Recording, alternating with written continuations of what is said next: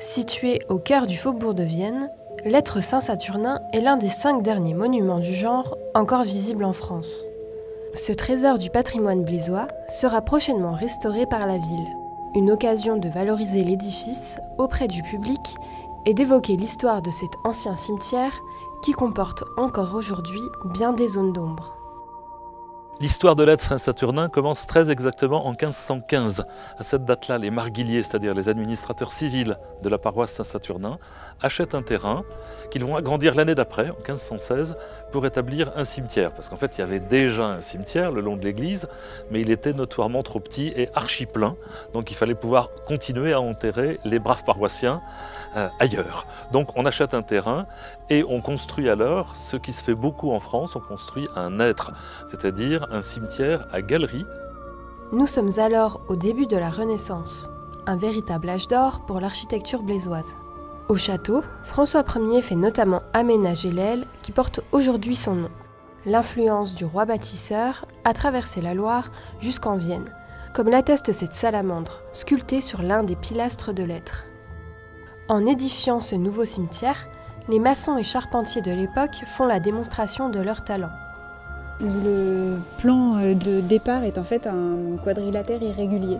Et grâce au génie des artisans de l'époque, on arrive à un quadrilatère qui semble régulier, qui est bordé donc de 4 galeries qui semblent orthogonales et qui ne sont en fait pas, puisque les galeries sont de largeurs différentes. Et ces largeurs rattrapent cette irrégularité grâce à un jeu notamment de charpente assez remarquable. A priori, ce qu'on sait du fonctionnement des êtres, c'était donc qu'on enterrait les corps dans la partie centrale et lorsque les chairs étaient décharnées, on entreposait les os sous les galeries. On a plusieurs hypothèses à propos de ces galeries, c'est que normalement on devait les entreposer au premier étage des galeries qui étaient aérées grâce à des lucarnes. Ici on a des lucarnes à Saint-Saturnin, mais la charpente telle qu'elle est visible ici ne permet pas d'avoir un premier étage. Donc où est-ce qu'on mettait les os? A priori sous les galeries, comment? Ça on n'a pas la réponse. L'Être Saint-Saturnin a donc été aménagé afin d'inhumer davantage de défunts? Alors ce qu'on sait à Blois, c'est qu'on avait une population à partir du début du XVIe siècle qui augmentait particulièrement du fait de la présence du roi dans la ville et de l'augmentation de la population en ville de manière générale. Donc oui, automatiquement, on a plus de décès dans ces cas-là. Les villes et les campagnes sont en outre régulièrement traversées par des vagues épidémiques, synonymes de pics de mortalité. Blois n'est d'ailleurs pas épargné. En 1519, alors que l'Être Saint-Saturnin est en cours de construction, on ordonne aux sergents blésois de barrer l'accès de la ville pour se prémunir de la peste qui circule dans la région. Des décennies plus tard, les échevins délibèrent sur une série de mesures censées prévenir les contagions. Ils obligent notamment les personnes qui ont côtoyé des malades à se distinguer grâce à un bâton blanc lorsqu'elles déambulent sur la voie publique.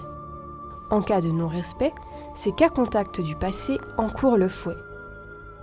Les pestiférés sont quant à eux confinés dans un hospice appelé Sanitas. Une rue située à l'est de la ville commémore l'endroit où s'élevait autrefois ce bâtiment. Mais l'épisode de peste le plus terrible est sans nul doute celui qui frappe Blois en 1631. Les registres paroissiaux témoignent d'une augmentation dramatique du nombre d'inhumations durant cette année sombre, notamment entre juin et août. Alors la mort est archi présente dans la vie quotidienne des gens de l'époque, et ce jusqu'à une période très récente. Le thème de la mort est représenté à l'Être Saint-Saturnin par des chapiteaux sculptés qui sont tout à fait intéressants parce qu'ils mélangent 2 thèmes. Ils mélangent à la fois le thème des emblèmes funéraires, donc on va trouver les outils du fossoyeur, la pelle, le seau et le goupillon pour bénir le corps, le cercueil, les linceuls, les chandeliers, et puis bien sûr le thème de la mort représenté par les crânes et les os croisés.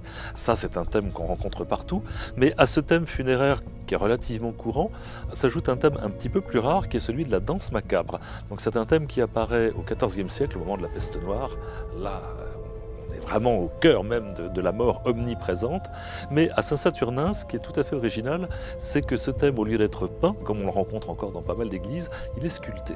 Et donc on a sur les chapiteaux la mort qui entraîne tous les personnages de la société. Ça part du pape et de l'empereur et ça va jusqu'au bébé nourrisson, en passant par le prêtre, l'évêque, le diacre, la bonne sœur, le marchand, le paysan, enfin tout le monde y passe.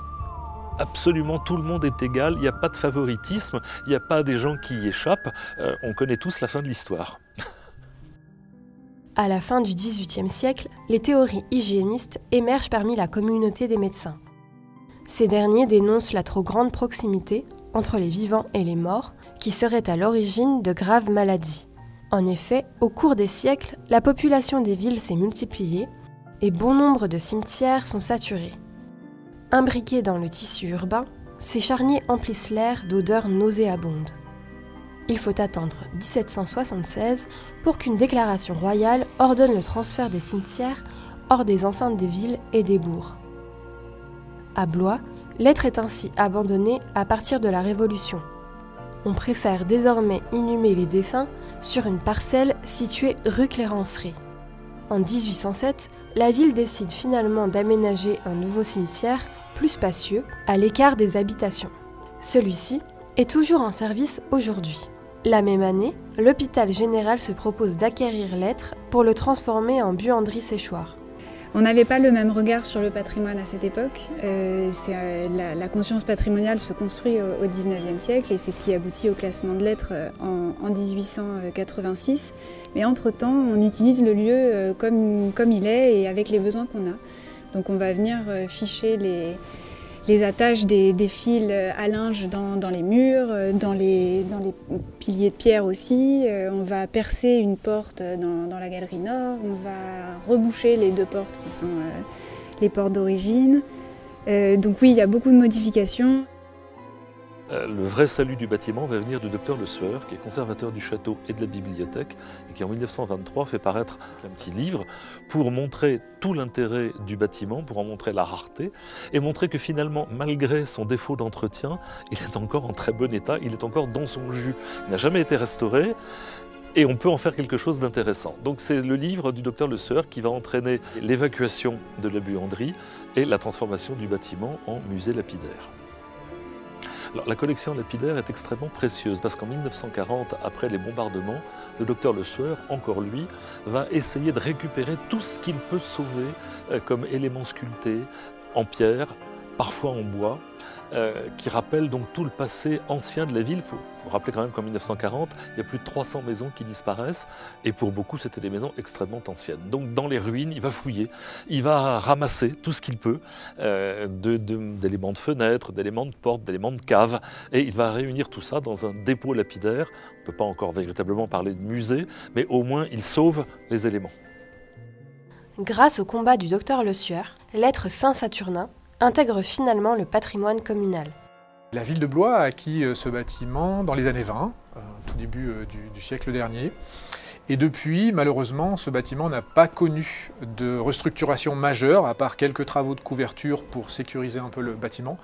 Mais aujourd'hui, on se lance dans une très très grosse opération qui va nous permettre de garantir la structure du bâtiment et sa pérennité. Au-delà des travaux de structure, il est important qu'on puisse réouvrir ce merveilleux site à la population qui connaît très très peu les espaces. Donc au-delà des travaux de structure, il doit y avoir également un embellissement intérieur, redonner vie et redonner sens à tout ce musée lapidaire qui existe aujourd'hui, donc qui rappelle l'histoire de Blois au fur et à mesure dans le temps. Mais également, bien au-delà de cela, on a aussi la requalification des murs, puisqu'il y a un certain nombre de peintures qu'on ne voit plus aujourd'hui, et l'objectif c'est de les faire réapparaître. Cimetière, dépendance d'un hôpital, musée lapidaire, l'être Saint-Saturnin a traversé les siècles et endossé des fonctions peu banales. Les travaux, qui doivent débuter courant 2024, s'achèveront en 2026.